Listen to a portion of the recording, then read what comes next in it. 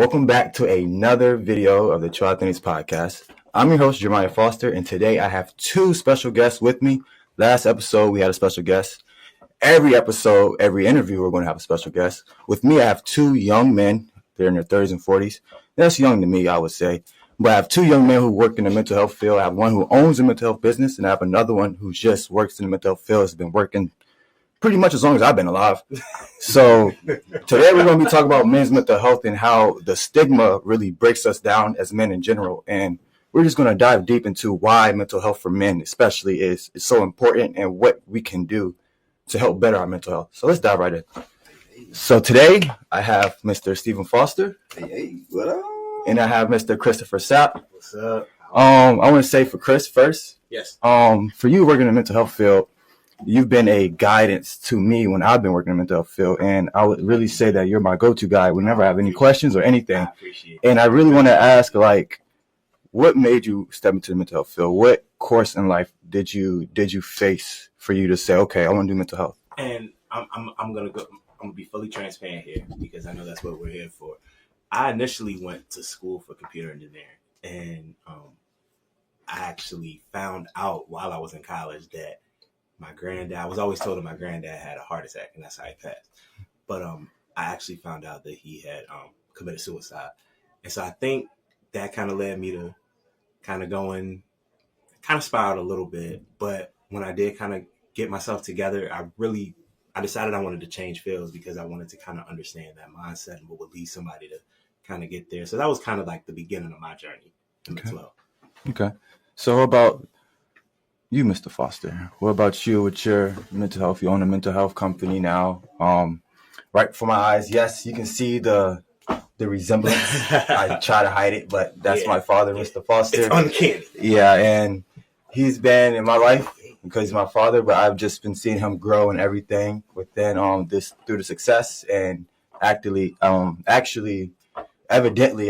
to my mom yesterday, and she brought up how her and my father were able to just have a plan since my sister was born, and she's older than me, but they had a plan to really just put us in a good path.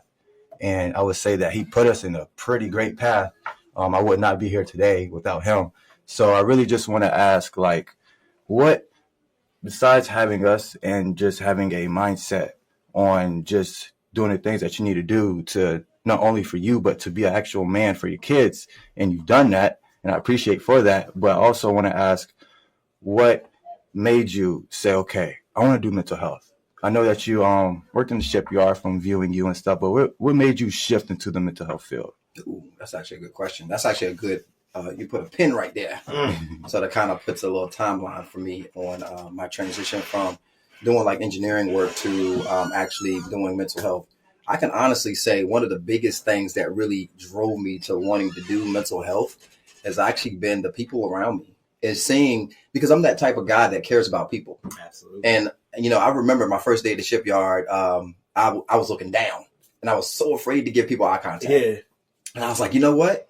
God, I want you to put this thing in my heart that I know you put in my heart for me to share with people.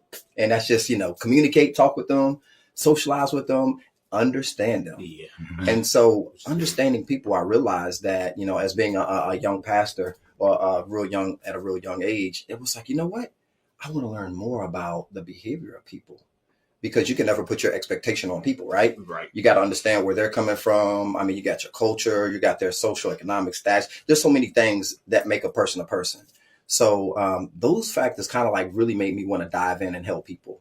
Seeing our loved ones pass away and seeing how it just really made people change. You see a friend back in the day, and then you know that his son or his brother or whatever passed away, and you see him and it's different. And you're like, oh, for me, I was that guy that was always like, wow, what happened? What changed? And are they able to come out of it? And so I wanted to be that guy to be able to help other people. So in order for me to do that, I needed to learn more about mental health. That's exactly what led me to wanting to. And of course, my own struggles that I had growing up as a teenager. And having that person. I wish I had a Chris Sapp. Yeah. I actually wish I had a Jeremiah. Likewise, brother. When this dude was younger, I said, Jeremiah, you so cool. Yeah. I said, if I was your age, I would want to be your friend. That's actually a fact, man. That's true. And just to return the favor back to you, man, I do want to say that for your young age, I think you're very mature. Yep. I think you're very empathetic. Appreciate And you're always open to listen to other people too. So please don't stop being who you are either, man. I appreciate We that. appreciate you for that too. Appreciate it. And to piggyback on y'all, I would say y'all too. Like I said, just a big impact in my life. Thank you, brother. I wouldn't be in a podcast without Mr. Foster. I wouldn't be able to really, like Chris said, be empathetic and look in different perspectives and just feel my emotions and be who I am. Mm. And Chris, actually, knowing him for like 2 years now, he's really been an uncle to me and everything. Man, and that, man. Don't get me all emotional. we're gonna dive deep into what we do for our mental health, but Right. I really want to dive deep into why I started mental health as well. Back in 2020, I was just an athlete. I didn't know what to do. I didn't know who I was outside of that. So my dad was like, "Just come work with me," So when I was working with him, he was doing mental health. He was just doing with another company, and then ever since, my mind just transitioned to wanting to help others. And I took a little journey after I started working with him, and that made me realize who I am and how deep your mindset has to be and can be in order to get the things that you want in life, in order to be happy, in order to just be fulfilled. A lot of people think of life as we're just put here, stuck here, and we got to deal with what we're faced. When in reality, we only see the world and how we only see it within our minds. So to me, it's always your mindset. It's always your mindset. And when I was young, my mindset wasn't really sharp. I always had a non-abundant mindset, and now my mindset's full of abundance, full of opportunity, full of just perspective. I'm just very blessed to be here, be on this podcast. And yeah, just ever since I stepped in mental health, it just took a turn, and this is where I am today. And I even think too, man, like, I think getting into this field made me realize that when I was younger, I just kind of allowed certain feelings. I just ignored it. I would just say like, oh, well, whatever. I'll deal with that on the back end or whatnot. And I think, I think we allowed a lot of feelings to kind of sit on us when, we were, and I don't know if you agree, but like, I think I allowed a lot of negative emotions to kind of sit because I never really addressed them because I didn't know who to ask. Mm-hmm. I didn't feel comfortable asking for help. And then even when you did back in our time, I don't know how it was for you, but I know that it was kind of frowned upon back then to say you were depressed or say you were sad or say you were having negative thoughts. So I think it was a real struggle for me. So a lot of those things I didn't learn until I actually got into my 20s and older. I'm glad you talked about that, though, because that was the next one, the stigma. What was the stigma that you had to go through when it comes to men's mental health with just dealing with necessarily being a quote-unquote man, the definition and the stigma of actually being a man and the mental health of being a man? What did you two have to face? You either or can go first, but... Okay. Can I dive into that one? Of course.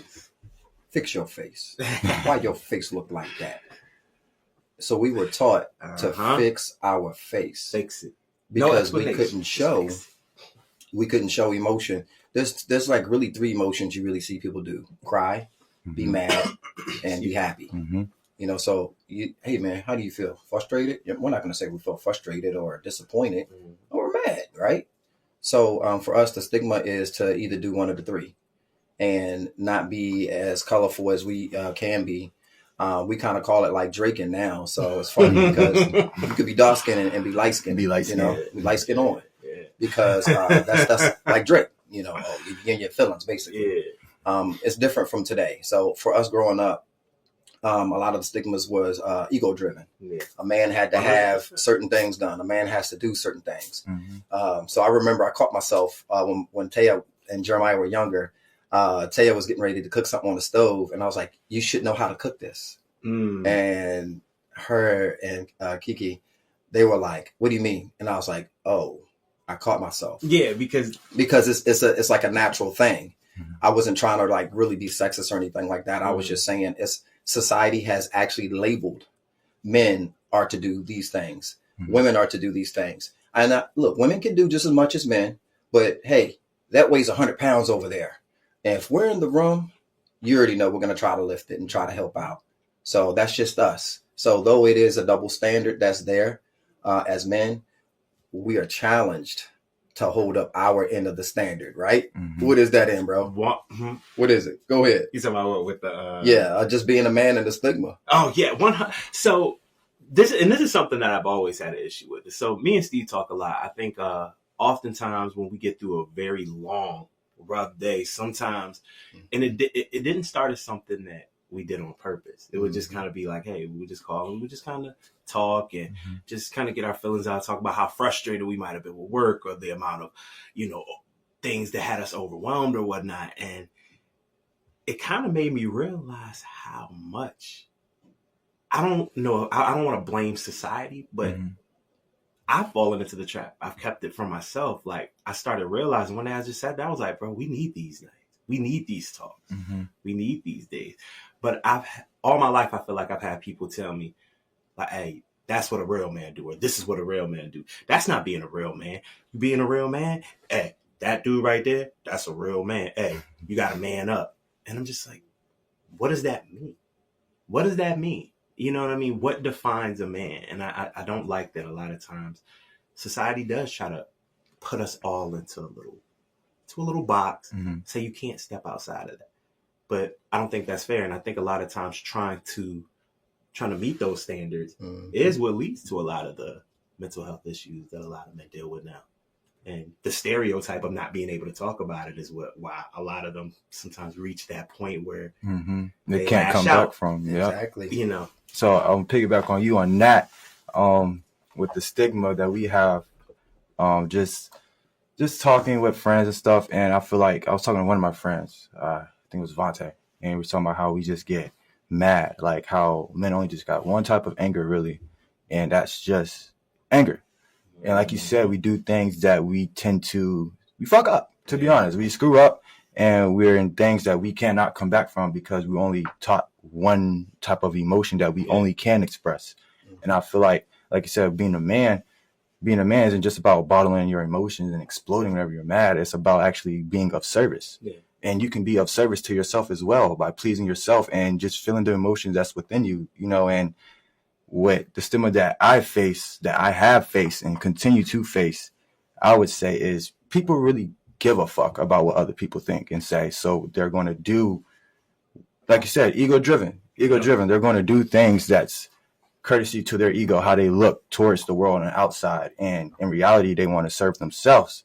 But in the men's mental health wise, it's like they want more than that. But just because of how society is, they want to hide that true self away from them because they want to be a man in society's eyes. So I agree with both of you guys. I actually talked to my other friend Jalen yesterday, and we were talking about how basically, like, everybody in the city, like, I know Jalen now because he works with us. But if he didn't work with us, I probably wouldn't have contact him, follow him, any of that, because it's like, especially us men, we be in our own world. Especially, like, we'll grow up in high school, we'll be together, but once it's time to go and grow up and go into the real world, we're gone. And it's like we don't normally connect to those people that we grew up with. And I feel like as mental health, as men, we need to you don't even got to hang out, chill every day. You don't got to text at all, for real. Just have that one text a day, or have that one meetup once a month, or once, twice, 3 times every year, to where it's like you just get away and you just appreciate what you guys been through, appreciate who you guys are, and just how valuable you are and what you bring to the table, not just anger, but also peace, love, just actual sanity of tapping into your emotions, because being a human is more important than being a man, in my opinion, because being a human being means you're tapped into who you truly are. And being a man is actually a stigma that we have in this world. So just tap into your human side and just know that once you tap into your human side, you're already a man. You're already a woman if you're a woman. Like, you're a grown woman, you're a grown man if you're already tapped into who you are and go with your true beliefs and not worried about what society says. Jeremiah, can I share a little bit on? I like that. That's actually really nice information. That's actually really deep, because it sounds like a challenge for us to rise out of the stigma, is what you're saying, and to identify as a human being the things that we are equipped with. One thing I like about Jeremiah and his brand, the true authentic, is really being yourself, being an individual, and really not, because to me, if you're hating on somebody, that means you're comparing yourself to that person, right? And you're not looking at yourself, but you're looking at them. Once again, we're talking about the ego. So the ego keeps you from that. And a lot of times it's hard, but life experiences, even if you go in that cycle, you will find out that the life experiences that you keep going through over and over and over and over It's trying to get you out of the ego, and it's getting you more tapped into yourself, your true identified self. Like Jeremiah said, the human side. Yeah. And I like that. That's actually really dope. I appreciate that. So let me, if you don't mind, can I Of course. ask both of you guys a quick question real quick? Of course. I did hear you say that oftentimes, especially a lot of the younger men that are coming up now, like they care too much about what other people think and what what other people's perception of them is. Mm-hmm. How do you think we can work collectively to work towards not having the masses of our young men feel like that or be so concerned? Because I know it's one of those things where it's a lot easier said than done. Mm-hmm. But I don't know. Like, do you guys have any idea Okay, on so- where we can maybe start? Yesterday, I was talking to Jalen. I was telling him, so people don't meet me. People only meet me surface level. So when he heard me talk, he was like, "Okay, wow, like, okay, you really trying to like do something." So Yeah. I was telling him about how men when we grow up, we don't normally connect. We just do our own thing, and that's good. But like how me and my friend Nas, how we connect.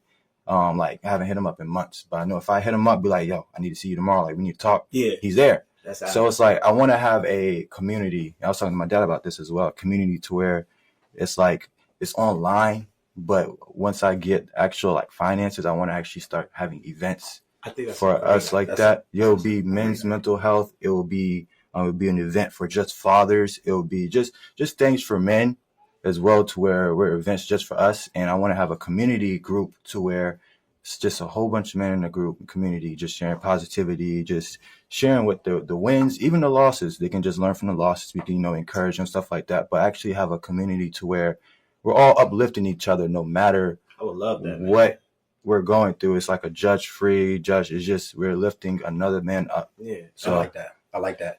They actually have I remember when COVID hit, there was a guy in Chicago. It's called Coffee and Mental Health. I followed him on Instagram, and I remember when he first started it. And then I just happened to go onto his page like a year ago, and I was like, goodness gracious. His audience is amazing. His following is amazing. He's up there, but it's a need. Exactly. So that is a need. A big need, actually. Yes, that we stress, Mhm. and in our generation, and he's stressing it now Yeah. at their generation. So imagine what it's going to do. Right. And that's why I think it's really important that we're doing this like with we're two different generations here. Mm-hmm. But it's extremely important because it's not to say that younger kids aren't going to respect us if we say it or not. But a lot of times, a lot of those kids do have to see somebody that's at least close in age to them, or just somebody that looks a little closer and like somebody they can feel like they can relate to a little bit more. So it's good. It's great when we have multiple generations coming together for the same purpose to, because I feel like it can reach a wider range of people like that. I agree.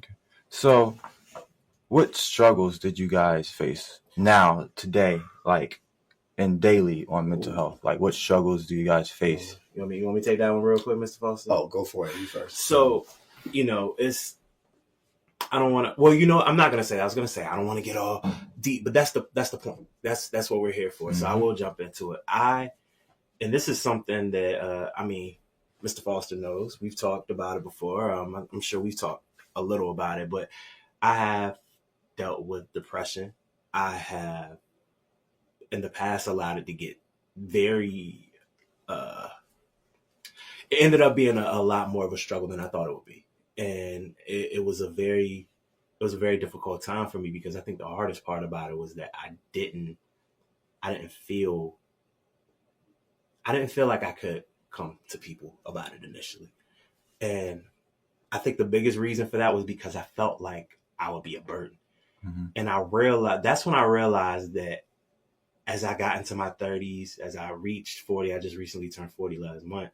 I was like, I do kind of look at myself as just a machine, and I'm not supposed to, and I know that's, but no, like I look at myself as just a guy, as a machine. You go to work, you do this, you pay the bills, you make sure your wife is okay, make sure the kids are okay. You go to bed, you wake up, and you do it again. And it's like, you're not supposed to burden anybody with, oh, you're sad. What do you mean you're sad? That in my head, that's what I felt like people would, say. So it was very hard for me to talk to anybody. Mr. Foster here was a very huge part of that. He gave me, we're really good friends. So he knows when something's wrong with me. So sometimes I come in there and I pretend nothing's wrong. And he'll just like be nudging me like, you gonna keep lying, man? You gonna keep telling me that? But just having somebody that not only made me feel comfortable enough to open up, but what pushed me to it. And then also having a wife who would say like, it's okay. Like, if you need to cry, go ahead and cry. If you need some time to yourself, get some time to yourself. It wasn't an attack. It wasn't, well, what, you don't want to be around me? Having someone who felt very supportive. If she was so supportive throughout that time. And that was big for me. But, I'm learning. I'm still learning myself. Like I said, we're not perfect. Mm-hmm. Every day is a journey. Every day you learn something new. And so I'm a lot more comfortable talking about it now. And, like I said, I mean, I'll be the first one to say, like, last year was the first time I started taking, antidepressants. I'm not saying that you have to do that. Everybody's different, but it has been helpful to me, and I'm not ashamed. I'm not ashamed of that. I still think I'm a good person. That Don't change who you are. Yeah, Mm-hmm. Right. So yeah, that's been a little bit of my struggles, man. And that was, like I said, that was just as recent as last year, man. So I'm still a work in progress myself. But proud of you, regardless. Thank you, man. And I think that's why these spaces are extremely important. Yeah. Yes, No, everybody, and I like what you're saying. Everybody's not wired the same.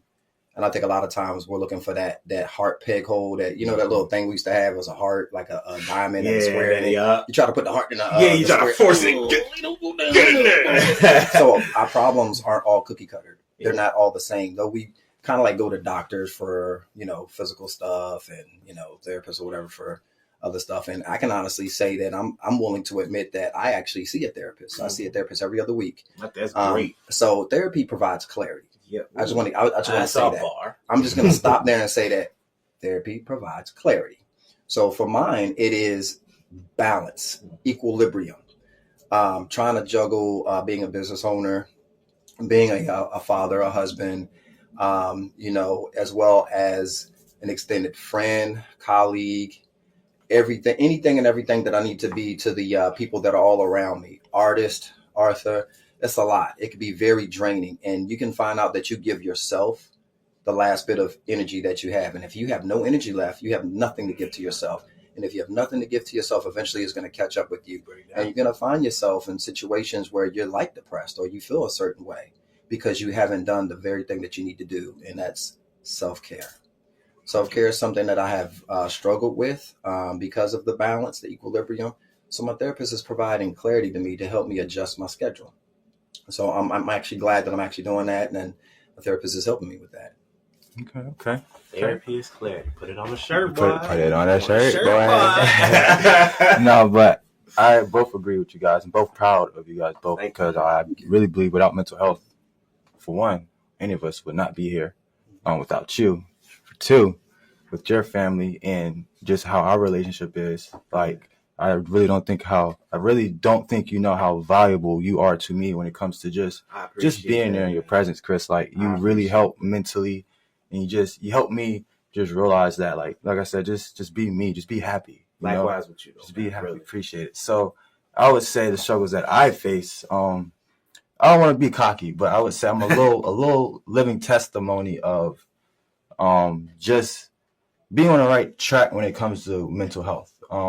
When it comes to tapping into your emotions, when it comes to your mind, your body, and your spirit, when it comes to being of service and just not really caring about the stigma. Of course, I'm human. There's always things I could work on. Like my father said, balance. Like father, like son. I got to balance. I got to really learn how to put not all my eggs into one basket, but sometimes spread my eggs out a bit, because the other chickens, like they need, they need their babies. I need to, so I just need to spread the love and be there for my family. I'm not really there for my family.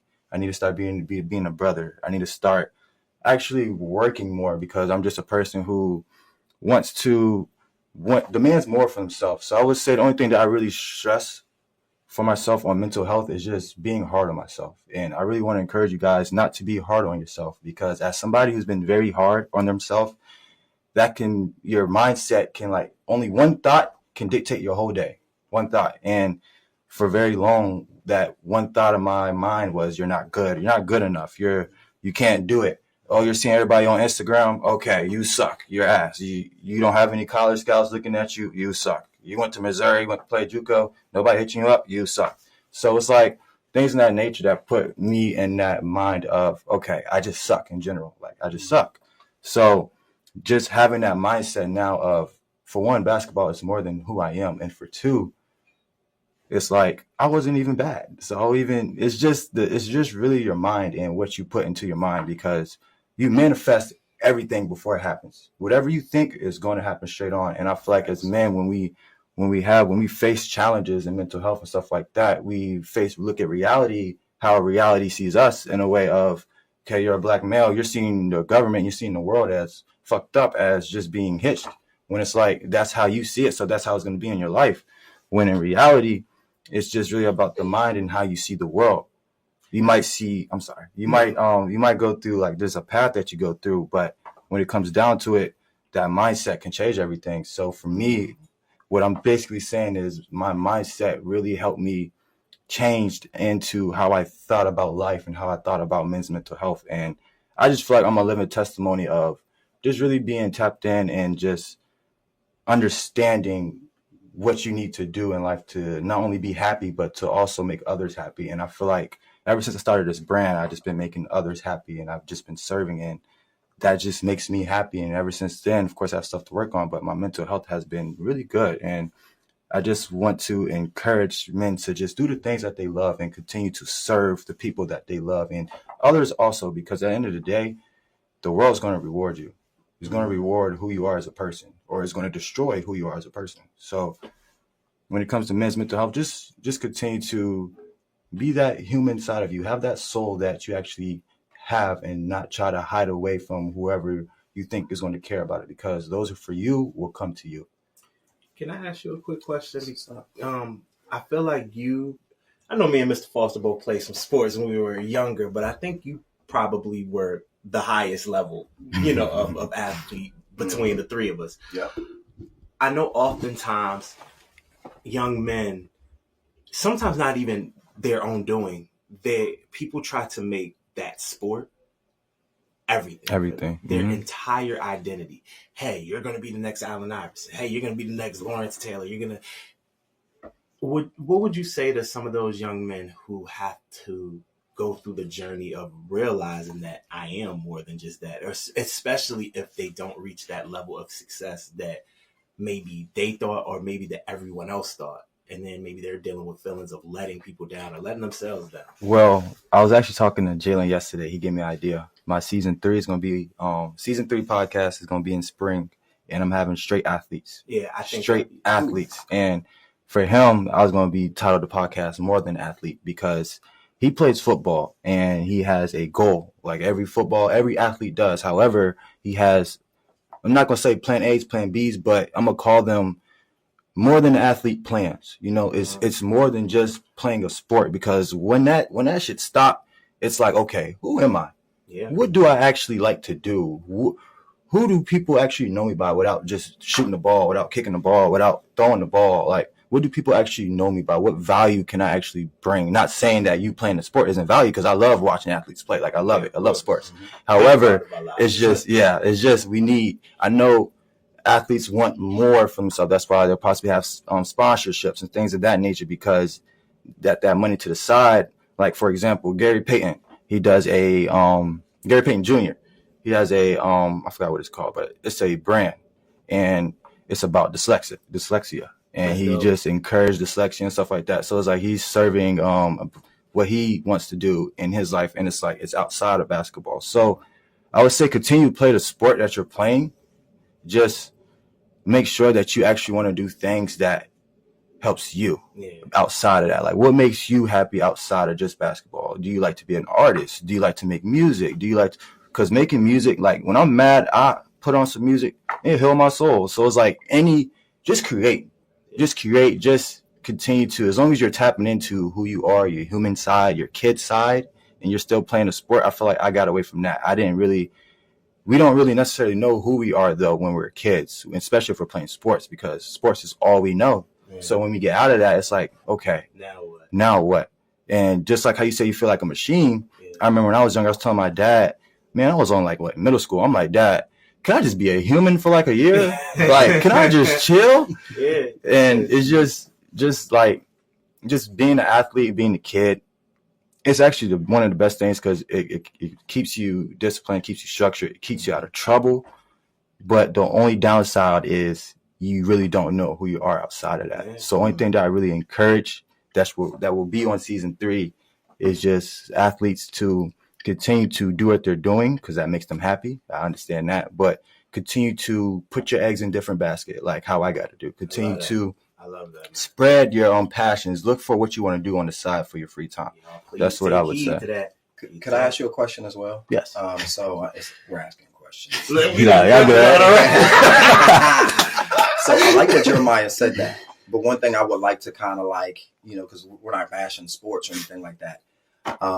What did all the years of basketball teach you? Like, I mean, just I watched you become this man that you are now. And like you were saying, can you be human for a moment? And there were times where me and your mother would have like meetings in the room. And we're like, if we give them a season, and you know what happens if you give a mouse a cookie? The meetings. It's going to be for the rest of the year. But so we were, just like as parents, we felt like it was really good for you guys to be in something. And that was your niche, football and basketball, mainly basketball. Buddy was known for basketball. So like, what did you learn? Mindset. I'll say I didn't learn anything until I stopped. But I would say mindset, like, I think people take that very underestimated. But mindset is my main thing. Besides true authentic, mindset is the next thing for me. It's the mindset because you have to, before you do anything in life, before you even drive a car, before you buy a car, before you start a job, before you start a business, before you stretch, before you go to the gym, before you have kids, it's all about the mindset that you have. And it could either be a good stretch, a good workout. It could be a good job. You could bought the wrong car. You in debt now. Like, it's just all about how you think before you do. And depending on how you think, that's where it comes from. So I ain't gonna lie. What were we talking about? So like, you said, what did you learn from basketball? Yeah. So, okay, I'm gonna cut that part. But just the mindset and knowing that everything starts with it. I was training. I would train early in the morning, just doing trainings. Yet when I'm in the game, I'm like, I have a scarcity mindset of I don't want to fuck up. I don't want to mess up because like I just don't want to. I was the type of person who really did not want to mess up. I was very scared of screwing up. Like I remember being young, I hated getting in trouble because I just hated screwing up. So I just feel like now, thinking back of how much work I've done, I could have been like 30 shots a game or something. Like, because I played both sides of the court. I was known for defense. So it's like just knowing the mindset and what Jeremiah Foster, bring to the table is just the mindset of everything. Like, it really begins with knowing who you are and the work you've done and just really the main confidence of just going and get it, I would say. So, yeah. That's what's up. Great answer. Good stuff. Thank you. And I just want to also, let's talk about lifing in the lanes. Let's talk about how we share our and explore our free time as men's mental health. Did y'all want to talk about it? We started to make that part of our week.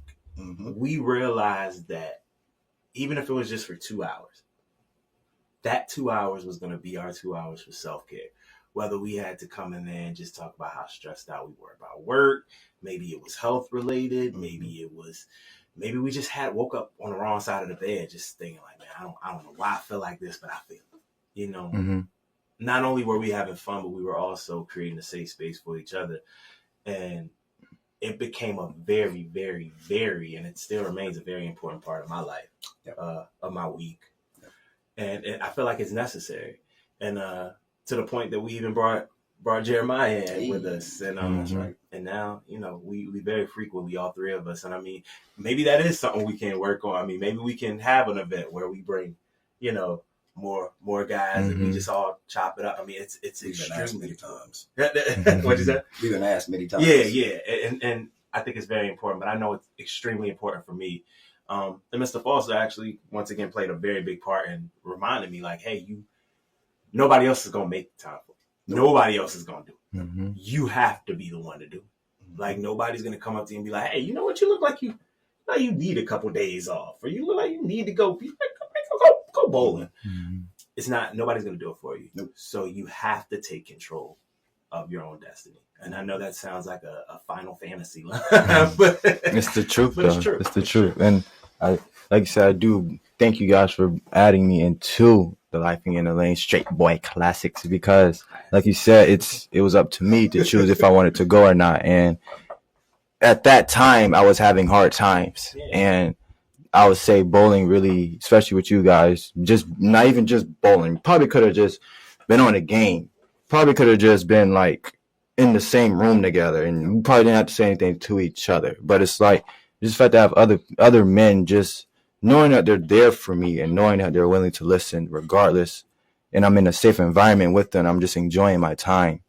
It just brought me so much comfort. And when I'm mad, I'm throwing my back out into them pins, because it's like that's just a stress reliever, like just doing things. Yeah, like playing golf, Top Golf, stress reliever. So it's just having things that necessarily align with how you're feeling, and just being with those who actually, I feel like when it comes to doing the things that you want to do in your free time, I feel like men who you can relate with is just the best thing ever. Like it's like imagine, how girls have their best friend, like probably like how your girlfriend has their best friend, and they'll tell them anything, like they'll be excited to get together and all that.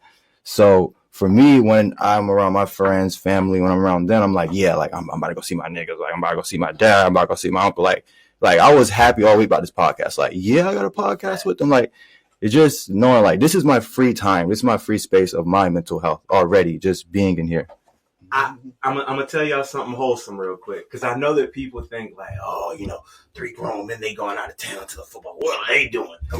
The day before we went, so we did go to a Steelers and Commanders game. Steelers won, of course. Yes, no, it's not. But the night before, we literally played Ninja Turtles. Let's play a video game. We was playing 3-player Ninja Turtles. Yes. And had we not gotten sleepy, I mean, we all getting a little up there in age, so we get a little sleepy sometimes. Yes, had we not gotten sleepy, we would have played that game for the rest of the night. Yeah. Mm-hmm.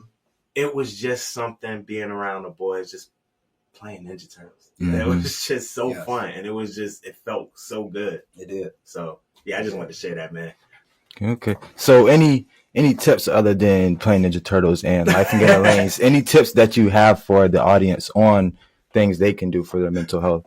Go get your Ninja Turtle game right now. Go get it right now. I want to say that you actually said it, Jeremiah. Bilateral stimulation. When you're bowling and you're angry, when you're moving constantly like this, you're allowing your body to explore and process emotions that you might not want to openly just talk about, because we have a hard time just talking about emotions, especially if it's not going to be received very well. Yeah. So by bowling and even getting it out, there's many times where we're bowling and, we're just in the middle of, I guess, like one of the frames or something. We're just talking about something. Yep. Sit down. But before in the beginning, we're not going to talk about it. So once we get moving, it's like, but you don't have to bowl. You can go running, you can go jogging, you can go to the gym. Mm-hmm. And gym talk, man. Cold steel, boom. So, somebody spotting you, you already know you're on the bench. You're going to be there like what, 40 minutes just on the bench. Because it's a good conversation to really talk about, what you're going through, vent or wherever. Okay. Everything he just said was great, but I think outside of that, and it's kind of going back to something we talked about before, understand that you change as a person and be open to learning new things that make you happy or new things so I think a thing for me was, I had a hard time accepting that some of the things that I used to enjoy doing in my 20s or some of the things I might enjoy doing 5, 6, 7 years ago, like it doesn't really give me that same enjoyment. And I would feel like an emptiness, like, well, dang, like I don't like doing this anymore. Explore yourself. Find new, find different things that make you happy. Find different things that you're interested in. Personally, I don't know why. I just woke up one day and I was like, man, I want to learn more about space. So I got a telescope and I started looking at the moon. I was like, I want a better one. I want one that. So that's what I'm getting myself for Christmas. Like, and it's something that I really, really, really enjoy. I enjoy learning about it. I enjoy the experience and for me, that's therapeutic. Mm-hmm. But I had to be open enough for myself to explore those new things. And so I would say for me, exploring new things, being willing to try new things, and also reaching out to your friends, reaching out to people that are close to you. Like I said, that was the hardest part for me, was being open about it, not being scared of how I would be perceived and if I would be judged and whatnot. But if you have those type of relationships with your friends, family, whomever it may be, utilize those people, because not everybody's privileged enough to have them. So utilize them when you have them. Facts. Okay. I agree with both of you guys. Yeah, I'm just proud. I'm very happy. Like, I brought you guys. We like, proud. You two. And you just glad that you two were able to come on this podcast and just give the advice. Of course, wisdom, mindset is the new currency. So I just wanted to really bring you guys in on that, and I want to implement my tips. Like they said, moving, getting around, is actually what they said is perfect. I don't need to say anything. What they said is perfect. What they said is exactly what I actually encourage from my brand, especially what Chris said. Keep an open mind, open mindset. You cannot go anywhere in life without having an open mind, an abundance mindset, of opportunist mindset, of thinking outside of what you normally think outside of the box to actually find who you are or who you actually like, the things that you actually like to do, and being around those, like he said, like with my sister, with my father. I talked to I just had a heart-to-heart conversation with my mother. I don't talk to her. However, whenever I need anything, I have a heart-to-heart conversation with her. She's there. So it's like just having those people that is actually there for you, understand you, and who are just uplifting you. People should uplift you, not bring you down. Like, when you talk to them, you should be feeling better. You should not be feeling worse. You should not be crying, any of that. So unless it's tears of joy, but just actually being around those who actually love you and doing the things that you actually love, and like Chris said, just having a opportunist mind of new things. The last thing, I'm so sorry, but one thing I really forgot I want to say. It's hard, but don't be afraid to part with things in your life that are toxic or that are bringing negativity to your life. Yes. I think separating yourself from people is one of the hardest things to do, because I feel like we put so much value in time. We're afraid to move on to the next. Right. But exactly. But it's not just about time. You could be with somebody for 10 years, but all they brought was negativity. Why is that time even valuable? You know what I mean? So don't be Are we having dessert right now? Ooh. Yeah, we had the main course. So you're talking about had to bring them back for that cheesecake. Of course. Cheesecake? Talk. It tastes so good to me. So you said something very true. So if a person is in your life at a particular moment, you can find that they can anchor you, or you can find that person, you can be codependent on that person. And basically what you're doing is you're allowing yourself to go out in the world and then come back, and that's your anchor. But while you're out there, you're experiencing things. You can get to a point where you're realizing that the anchor may not be heavy enough to keep you weighted down. I try to look at things on a more positive note instead of a negative note, only because I want to, and for my life, I want to be able to not look at a person as being negative, but what they're doing, as far as their relationship that we have, it might be, it's time to sever it. It's time to let it go.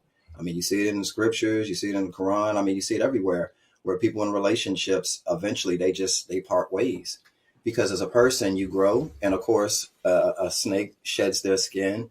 Other animals, they molt or whatever, they grow. And there is a thing that when you grow, it actually hurts. It's called growing pains.